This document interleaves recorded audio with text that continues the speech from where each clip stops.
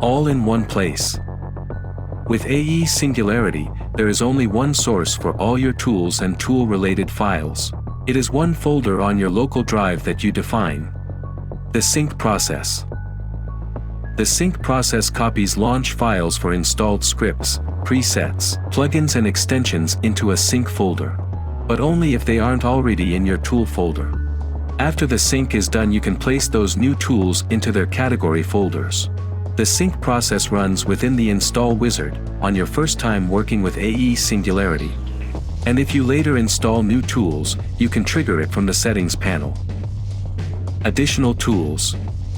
Once you distributed the tools from the sync process, you can add other tools into your tool files folder structure, like expressions and templates. To make an expression work, you just have to paste it into a text file and add the suffix _exp to the text file name. License files. We also support license files.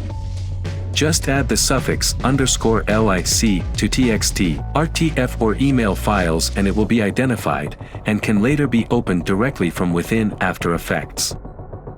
Installer and Research Archive. Next there are installers, local PDF, or web link tutorials, right next to your tool file. Folder and file crosslinking. We even support shortcuts to files or folders within the tool folder.